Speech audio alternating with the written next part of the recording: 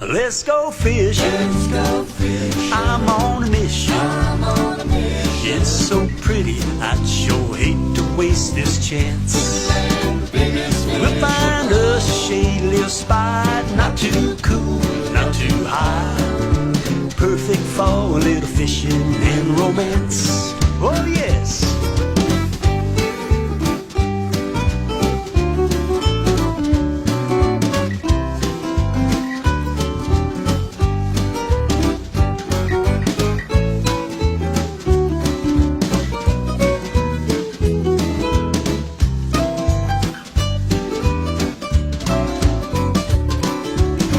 There's nothing so inviting, nothing quite as exciting as a little fishing when they're biting.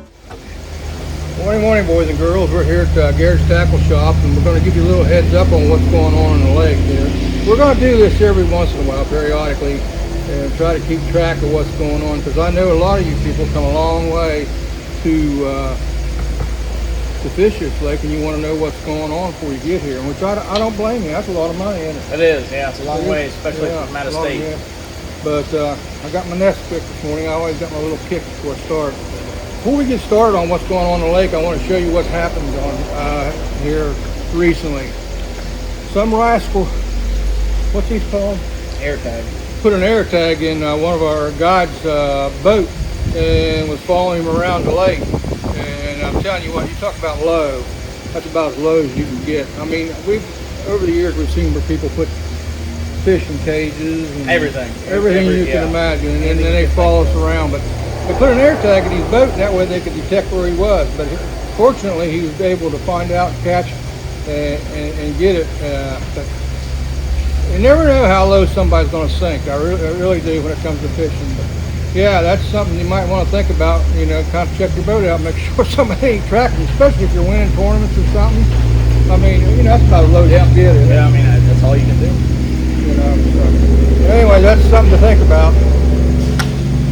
What I'm going to do this morning, I'm going to go bluegill fishing. I got a party to go bluegill fishing, and I stopped in here and got some red worms. Red worms are $5 for a cup. After tax, there's 30 in there. Yeah, there's 30 red worms in here, and there's $5. And what I do is I use, it's a good line. Yeah, Suffolk makes good stuff. Suffolk makes good line, guys. And I use 4-pound tests, and I use 6-pound tests. If you're going to be maybe getting into some gar and stuff, you might want to scale it up to 6-pound tests. But yeah, that's a good line. And I use a Mafia ultralight. This is I think it's the 8-foot model, right? This is 8 foot. You can go in, what do they go? How from 6 to all the way up to, I want to say 15, maybe even longer. Yeah, like if you're trolling or you want to get in real long way, you get a 15-footer, and they're balanced. They're really balanced. They're a good outfit, these Mafia rods. And the quantum reels, that's a good deal when the quantum reels in it. I mean, that's what I've been using, quantum and Shimano reels. And that's all you need, is a little 50 or a 75 size reel to get done what you need to get done.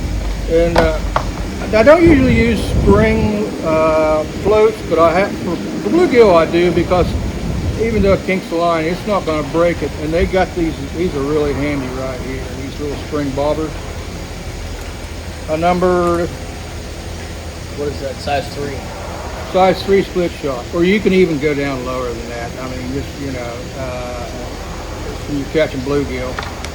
Depends on how finicky they are. You know, you might not even need a bobber or anything. Sometimes you don't need a bobber.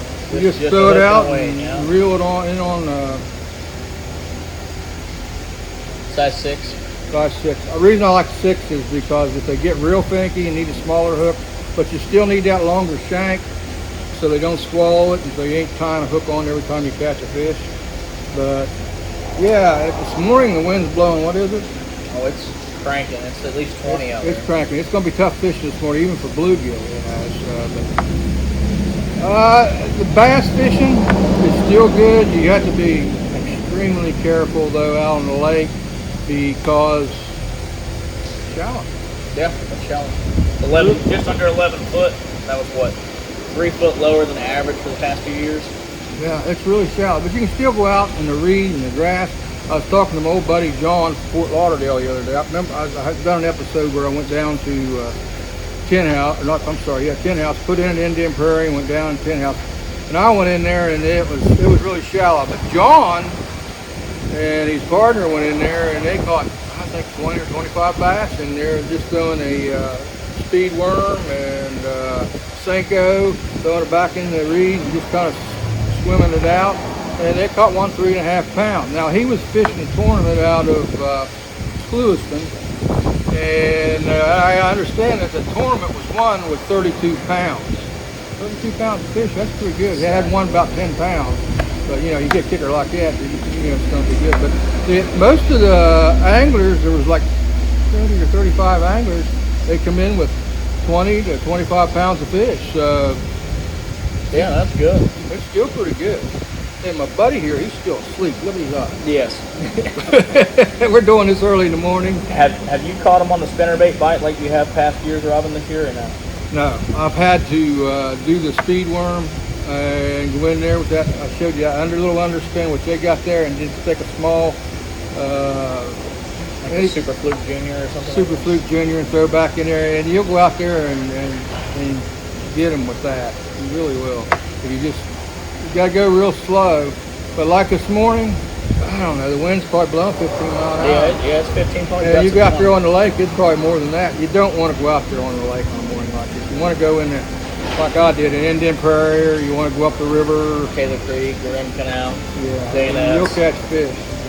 Now, the guides, Larry and Randy and Buck and Bob And Robin. and me, we're still catching bass. We got to work for them, but we're still catching bass. This is summertime. Summertime's tough. It's different, especially with the water level being so low. It just draws them out of the marsh, and it seems like they're right on that outside edge, if not even offshore. So you see a lot of guys sitting out in open water where you wouldn't think nothing would be, but could be shell, rock, could be just cooling fish. Now down south, you can run down south around the shoals and down around the Horse Islands and that area. They got a lot more cover down there, but A lot more rock, yeah. a lot more rock. A lot of boats pour up down there. That's the only bad. The north end don't have as many rocks, don't have a lot of cover. But yeah, it's not as dangerous. Now, they've been having the old timers tournament every Thursday morning. If you're not doing anything, it starts at 6 o'clock and goes to 11 o'clock in the summertime. And Mr. Roy has that come down. It's $20. Everybody just throws $20 in. And but if you want to catch some fish, you just about have to. And it's dangerous over there, but they're going over to Nubbins where that water runs through. Yeah. It gets more oxygen. They're running over to Nubbins and catch them right there in the reeds on the outside of Nubbins, and on Lock 8, right there on Lock 8, aren't they? Yeah, just north of Nubbins, yeah. Yep. And the water runs out of there, and them bass and the bluegill come in there, and the shad come in there to the reeds, and that's where they catch them. But the only, like I said, the only thing about going over there fishing is the fishing area. Yeah. It's real small. If you get 2 or 3 boats over there and you get somebody, it's hard to, you're on top of each other. Especially fishing running water, everybody wants to sit in the same spot, casting the same few rocks or the same complete bit of structure and stuff. So. But that's that, just, some of just because it's an old timer tournament, $20, these guys still take it serious. They do, yeah, very serious. One of these. Seen a lot of people get really mad over Yeah, get mad over a $20 tournament, really, yeah. So, and also, gator season's coming. Yeah, yes it is. They got all your gator stuff in here, everything We you can are imagine. completely stocked up with beef longs, rigged beef longs.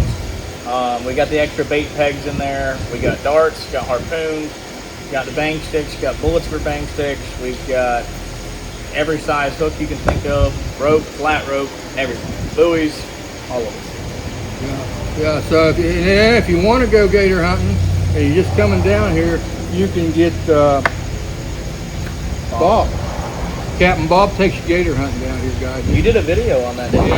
Yeah. You can go down here, and the guy's really good. He's been doing it 50 years. Yeah, his whole life. Yeah. Yeah, he's been doing it his whole life. So you'll get a gator with Captain Bob. Also coming up is deer season. Yep. Zone A opens in a couple weeks.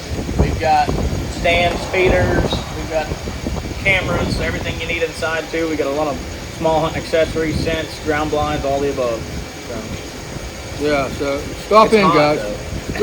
Really, Garrett's Tackle Shop is the destination. If you're in South It Florida, is, yeah. you need to stop in here because there's so much knowledge about hunting and fishing. And if you're an outdoorsman, it's definitely on the map. You need to stop in here and see the guys.